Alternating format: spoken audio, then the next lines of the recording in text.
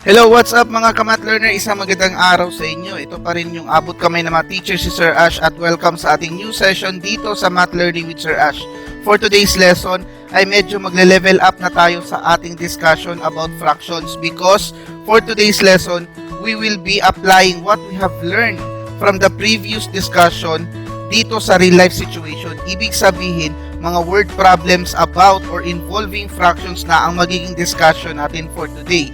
So before we will start our proper discussion, do not forget to click that subscribe button and notification bell para updated kayo sa ating mga topics.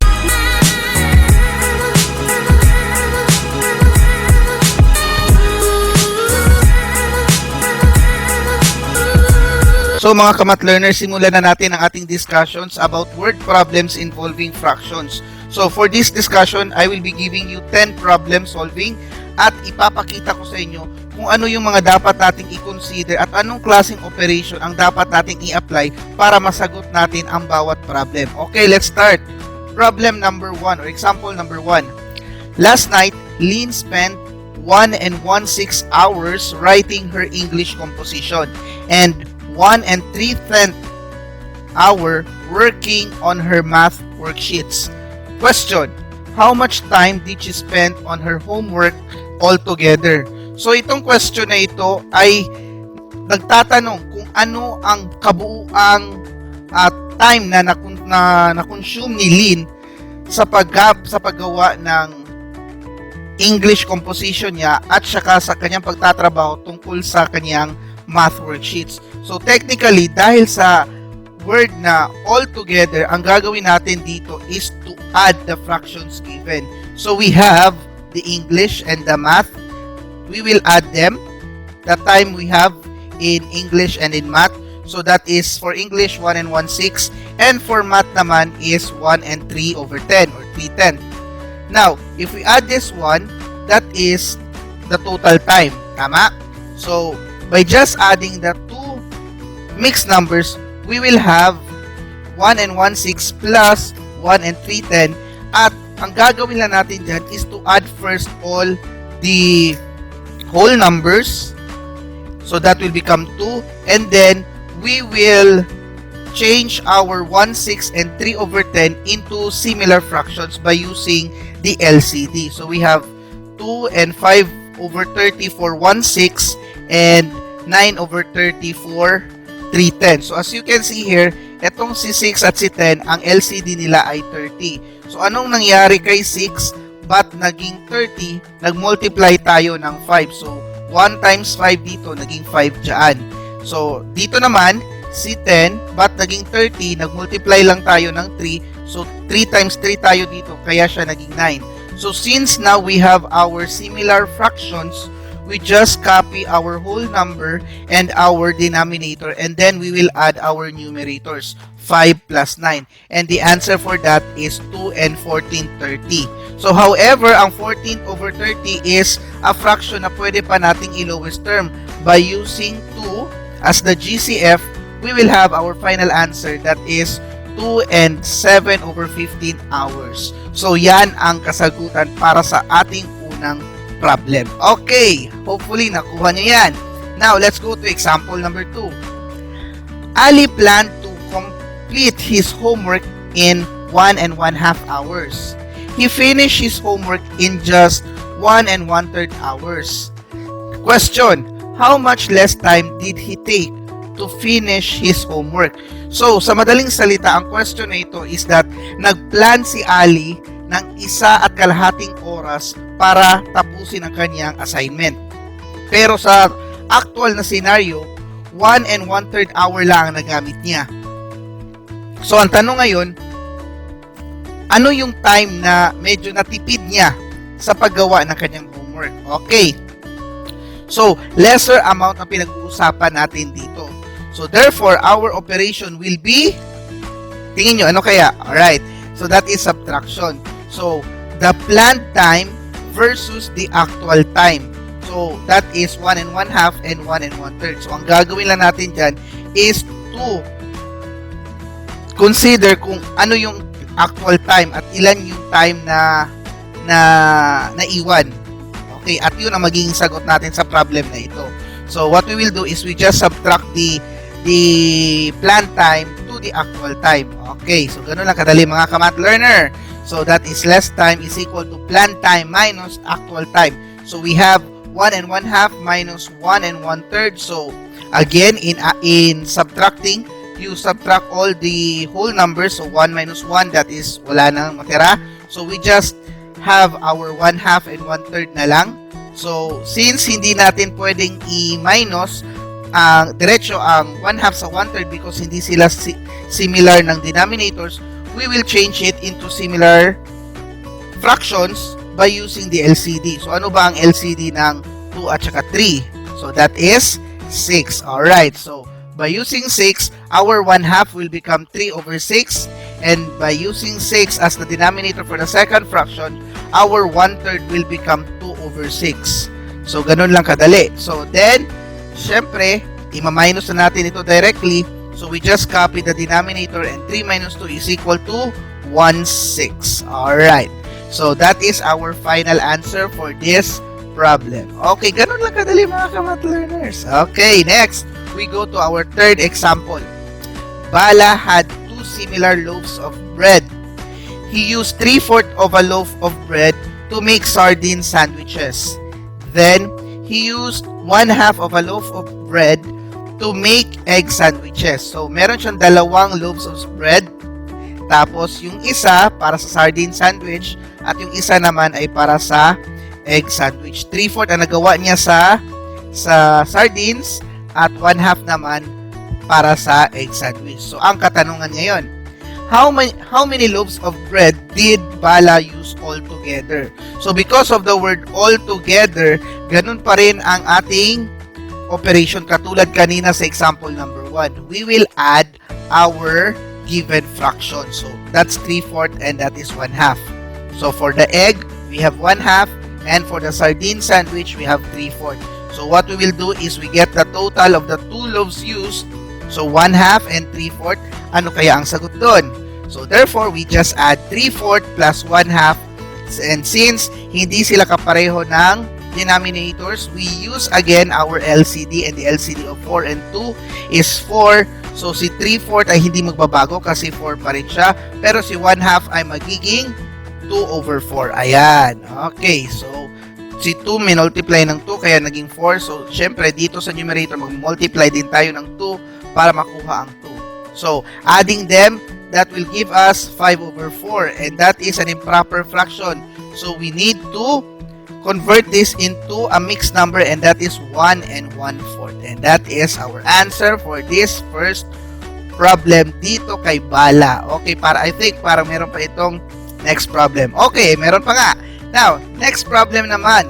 How much more bread did he use to make sardine sandwiches than egg sandwiches? So, as you can see, tinatanong na dito kung ano ang comparison. Kinumpare niya na kung gaano kadami ang sobra sa paggawa ng sardine sandwich compared to the egg sandwich. So what we will do here is, syempre, we will get the difference. So when we say difference, the operation of that is subtraction. So the 3/4 and then we have the 1/2. So makikita na natin kung ano yung sobra na ginamit na loaf of sandwich or loaf of bread ni Bala para sa sardine sandwich. And that is 3/4 minus 1/2, and still we have our answer 3/4 minus 2 over 4, which is just the same kanina pero ang operation na nagkaiba, and we will have an answer of 1/4. Okay, so ibig sabihin mas sobra ng 1/4 ang kanyang ginamit sa sardines compared to the egg sandwich. Okay, ganun lang kadali mga ka-math learner. Now, let's go to example number 4. Gina used 3/8 kilograms of butter to make buns and 1/2 kilograms of butter to make cream puffs. She had 1/8 kilogram of butter left. Okay. Now, ang tanong, how much butter did Gina use all together? So, as you can see, meron tayong tatlong given fractions dito. So, itong si 3/8, si 1/2, at si 1/8. But let us understand kung ano yung mga given. Itong 3/8 ay ginamit para sa buns. Ang 1/2 ay ginamit para sa cream puffs. Pero ang 1/8 dito yung natira. Ang tinanong dito, ilan yung nagamit lahat? So therefore, hindi kasali si 1/8 dito. Kasi si 1/8 dito, ito yung natira. So ang gagamitin lang natin is si 3/8 at si 1/2. So by doing that, we apply addition. So we have the buns and the cream puffs. Okay, so that is 3/8 and 1/2. So we will get the total. So when we say total, that is addition. So what is the total of 3/8 and 1/2? So we will use our LCD, and the LCD of 2 and 8 is 8. So therefore, our 3/8 will not change. 3/8 pa rin. But si 1/2 magiging that is, so we will use 8, diba? So 2 times 4, that is 8. So 1 times 4, that it will become 4/8. Ayan. So by adding them, we will have an answer of 7/8 kilograms. Okay, so 7/8 kilograms ang nagamit na butter ni Gina. Alright, ganun lang kadali mga ka-math learner. Now, meron tong follow-up question. How much butter did she have at first? Okay, so ibig sabihin, gaano kalaki or gaano kabigat or gaano ba ang total ng mga butter na meron siya nung hindi pa siya gumamit ng 3/8 at saka 1/2. At saka, syempre, meron pang natira na 1/8 butter left. So, ang gagawin natin is to add them all. Okay? Para malaman natin kung ano yung buong sukat ng butter na ginamit niya. So, kanina, nakuha na natin na ang 3/8 plus 1/2, that is 7/8. Tama? So, ang gagawin na lang natin ngayon is to add yung natira, which is 1/8. Okay. So, amount left, the 1/8. Alright. So, if we add 7/8 and 1/8, technically we have a very easy answer for this one because they have the same denominators, similar fractions din sila. So we just add them both. Excuse me. So we just add them both. That is 7 plus 1, and we have 8/8, or if you simplify 8/8, we have 1 kilogram of butter. And that is the butter na ginamit ni Gina nung hindi pa siya nagsisimula sa paggawa ng buns at cream puffs. Alright, okay. Now, let's go to question number 5. David had 2 similar loaves of bread. Okay, bread na naman. After making some sandwiches, he had 2/3 of a loaf of bread left. So, 2/3 na lang natira. How many loaves of bread did David use? So, as you can see, whole number 2 ito, tama? So, whole number 2 minus the 2/3.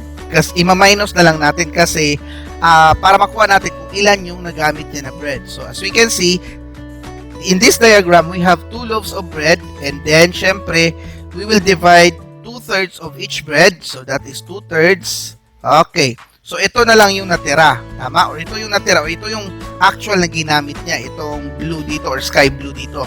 So, as you can see, buo pa ang isa, pero may natira na 1/3. Okay, so, kahit tingnan natin ang picture, makukuha na natin agad-agad ang answer ng problem na ito. But, since this is mathematics, we will use the mathematical sentence. So, we have the whole number 2, which is 2 loaves, minus 2/3, and the answer for that is, syempre, para mas madali, i-convert natin ang 2 into 1 and 3/3 para mas madali nating i-minus sa ating 2/3. And the answer for that is 1 and 1/3. Alright, so that is the amount of bread na natira pagkatapos niyang gumawa ng sandwich. Alright, so ganun lang kadali mga ka-math learner. Now, let's go to question number 6 or problem number 6. Mrs. Chen has 9 stalks of roses. 6 of them are red. The rest are yellow. Okay, so very clear ang binigay na ano. So, meron siyang 6 doon, red. So, technically, ilan doon ang yellow? Alright, very good, 3.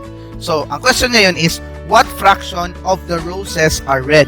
So, as you can see, gagawa lang tayo ng fraction para sa problem na ito about red compared to all the roses. So, red out of the roses, so we only have 6 red out of the 9 stalk of roses. So, we have 6/9. 9. Okay, so 6 over 9. Now, 6 over 9 can be simplified by using the GCF. So we have 2/3. Okay, we divide both numerator and denominator by 3 and we have 2/3. So that is our fraction for the red roses. Okay, ganon. So 6 out of 9 roses are red. Now, question number 2. Follow-up question para sa problem ni Mrs. Chen.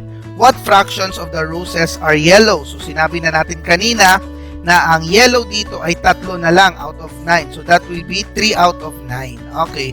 But if we simplify 3 out of 9, we can still have our answer. That is 1/3. 1/3 dahil 3 and 9 is divisible by 3. So if we use that in simplifying or getting the lowest term of this 3 over 9 fraction, we will get 1/3. Ganun lang kadali mga ka-math learner. Alright. Next, question number 7. There are 6 pupils in a class. 2 of them are girls. At meron tayong diagram dito. So, since we have 2 girls, tapos 6 pupils lang sa loob ng classroom, therefore, 4 doon ay boys. Now, ang tanong, what fractions of the class are girls? Now, as you can see, it is being compared na already na dito, girls at class ang pinag-uusapan. Girls out of the class. So, ilan ang girls out of the class? So, therefore, we have 2 over 6 or 2 girls out of the 6 pupils in the class. Okay. So, ganun lang kadali mga ka-math learner. So, that is 2 out of 6. So, what fraction? So, kung gusto nyo bang kunin itong 2 out of 6, we have an answer of 1/3. Okay. So, 1/3. So, 2 6 are girls. Okay. Now, next question. What fractions of the class are boys? So, sa kabilang banda, meron tayong 4 na boys mula sa 6 na pupils. So, we have 4 out of 6 or 4 boys out of 6 pupils. So, if you simplify that one, we will have an answer of 2/3. Okay, 2/3. So, 4 6 are boys. Okay, now, let's go to question number 8, mga ka-math learner. Shanti had 12 grams of cheese. She used 2/3 of the cheese to bake a cake. What was the mass of cheese she used? Okay. So, 2/3 ng 12 grams ang pinag-uusapan natin dito. So, when we are talking about 2/3 of the 12 grams, so, in a diagram, that 12 grams will be divided into 3 parts. Okay? At 2/3 doon ay gagamitin natin. Alright. Now, ang tanong ngayon, ano ang actual mass ng cheese na ito? Okay. So, what we will do here is, we will use the process of multiplication. Okay. So, what is 2/3 of 12? Yun. Ganun ang pagkakakuha sa actual value nito. So, what is 2/3 of 12? So, 2/3 of 12 grams. So, we just multiply our 2/3 to our whole number. And remember, basta whole number, meron yung over 1. Tama? So, you can use the cancellation or you can use the actual multiplication here, direct multiplication, numerator times numerator, then denominator times denominator. And the answer of that one is 24 over 3. Yet, 24 over 3 is kaya pang i-lowest term or pwede pang i-divide. Actually, 24 can be divided by 3. And the answer for that one is 8 grams. Okay. So, 2/3 of the whole 12 grams is 8 grams. So, 8 grams ang nagamit ni Shanti dito sa kanyang cheese para sa pag-bake ng cake. Alright. Now, ganun lang kadali mga ka-math learner. Now, ang tanong, ano naman ang natira na cheese? Okay. So, since we already have our 8 grams, so, ima-minus mo na lang yun sa 12. And that is 1/3. Oh, actually, that is 1/3 of the 12 grams kasi 2/3 ginamit na, 1/3 na lang natira. But actually, you will get 4 grams. Kahit hindi mo gamitin itong fractions na technique, you can just subtract immediately that answer kanina na 8 grams to our 12 grams para makuha natin kung ilang grams ang natira. Okay? Ganon, other way yun siya, mga ka-math learner. Okay, now, ito, merong variation dito na pinakita. Okay. So, Shanti had, ito, iba pala ito. What if ang binigay na na cheese ni Chantis, hindi na 12 grams. Instead, 3/4 grams of cheese. So, 3/4 grams of cheese ang meron si Shanti. Tapos, 2/3 of that cheese ay ginamit para sa pag-bake ng cake. Ang tanong ngayon, what was the mass of cheese left? Okay, now, as you can see here, ang natira ang pinag-uusapan, hindi yung ginamit niya. So, since this is the 2/3, ang ginamit, ang natira na lang is 1/3. Tama? So, 1/3 of 3/4 ang kukunin natin ngayon. So, still, that is multiplication. So, what is the 1/3 of 3/4? You just multiply them directly. Actually, you can cancel them dito. 3 and 3. So, you will have 1/4 na answer. But since this is, a direct multiplication ang pinakita natin dito, we have the 1/4 answer. Okay, so ganun lang din kadali mga ka-math learner. Okay, so I hope nakuha ninyo. Now, always remember when you answer word problems, you need to see what are the given and what is the problem itself para at least alam nyo kung anong klaseng operation ang gagamitin ninyo. Okay, next, we go to our question number 8. Question number 8 pa rin ba ito? Okay, now, let's go here. A tank can hold 35 liters of water. Some water was poured out and is now 2/5 full. Okay, ulitin natin. Ang isang tangke ay may 35 liters na water. Merong kinuha doon at ang nangyari na lang ngayon is ang tank is 2/5 full. Okay, now ang tanong ngayon, how much water has been poured from the tank? So, sa madaling salita, gaano kalaki ang water or what is the volume of the water na kinuha from the tank? Okay, so since we have 35 liters, so we are considering this as we divide this into 5 parts kasi 2/5 of those parts ay yun ang natira. So we divide this by 5 parts and then 2 parts doon ang natira. So ang nawala sa water is actually 3 parts. Tama? 3/5 parts. So 3/5 or 3/5 parts ang nawala. So, yun ang kukunin natin. Ano ang 3/5 ng 35? Okay. So, amount water left, that is 2/5. So, ano ngayon ang na-poured out from the tank? So, that is, from our diagram, malalaman na natin na that is 3/5 ang nawala. However, we are talking about the actual volume of this 3/5. So, what is 3/5 of 35? So, we just use the over 1 para sa ating whole number na 35 and that is 3/5 times 35. Actually, you can use the cancellation here because 35 and 5 is divisible by 5. So, by cancelling, this will become 1 and this will become 7. Tama? So, 3 times 7 na lang tayo and that is 21. Okay. So, 21 liters ang sagot kasi 1/1 na lang dito ang natira sa baba. Ganun lang mga ka-math learner. Alright. Okay, so 21 liters ang nakwala doon sa tank natin. Okay, question number 9. There are 36 pupils in a class. 1/3 of the pupils wear glasses. So, 1/3 of the pupils wear glasses. How many pupils do not wear glasses? Okay, so 1/3 ang gumagamit ng glasses. So, ano ba ang kailangan ng 1/3 para maging buo? So, that is 2/3. So, it means that our 36 will be divided into 3 parts. Okay? At ang 1/3 doon ay nag-glasses. Pero hindi yon ang katanungan. Ang tanong dito is, ilang pupils ang hindi nag-wear ng glasses? Okay, so we have 2/3.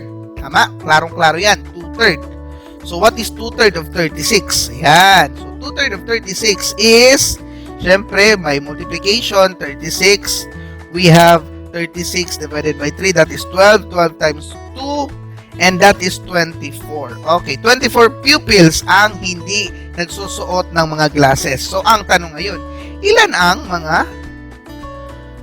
mga nagsusuot ng glasses? So, actually, pwede mo nang diretsuhin ito. 36 minus 24, and you will have 12 pupils na hindi nagwe-wear ng glasses. Okay, ganun lang kadali mga ka-math learners. So, 24 sa kanila, hindi nag-wear, 12 sa kanila, nag-wear ng glasses. Alright. So, very simple. Ima-minus at silang dalawa. Alright. Now, Or pwede din ito, 1/3 of 36 kung gusto nyo. Okay? 1/3 of 36 and still the answer is 12 pupils. Okay, so ganun lang kadali mga ka-math learner. Now, let's go to our last question. There are 30 girls in a class. 2/3 of the pupils in the class are girls. How many pupils are boys? Now, as you can see, this is a matter of ito, hindi dapat kayo magdiretso-diretso sa ganitong problem. Tingnan nyo to. 30 girls daw ang nasa klase. 2/3 doon ay girls. So, ibig sabihin, ilan doon ang boys? So, based on this fraction, 2/3 are girls, 1/3 ang boys. Pero hindi sinabi kung gaano karami ang students sa isang klase. Basta, ang alam lang natin is that 2/3 doon ay girls and they are 30 girls. Okay. So, if we have one whole class, okay, so we have the girls that are 2/3 in parts. So, the whole class will be divided into 3 parts, okay? And 2/3 doon ay girls. At ang girls ay 30. So, 1/3 doon ay mga boys. So, we all know na 30 ang girls dito kapag dalawa. Now, dito, kahit hindi natin gamitin ang fraction, na process yung addition, subtraction, we will just use our ratio and proportion or yung analogy natin sa dalawang units ng squares natin dito. That is 30. So as we can see, the boys here, the part of the boys here is only 1 unit. So technically, if you divide the 2 into 30, we will have 15. So each unit has 15 students. So since 2/3 of that unit, 2/3 of the whole class is girls or are girls, so that is already 30, and 1/3 of that is boys. So the whole class is 45. Okay, but to answer the problem, our boys is 15. All right, ganun lang mga ka-math learner. So I hope marami kayong natutunan dito sa ating discussion for today, mga ka-math learner. And kapag meron pa kayong mga gusto nating i-discuss or mga questions na gusto nyong i-share sa atin dito sa ating channel, huwag kayong mahiya, mag-comment down below. Ito pa rin ang abot kamay ng mga teacher ninyo, si Sir Ash, at laging nag-iiwan ng isang katagang masarap matuto ng mathematics kapag marami tayong nagsasama-sama. Maraming salamat. Lagi kayong mag-iingat dyan at happy learning mga ka-math learner.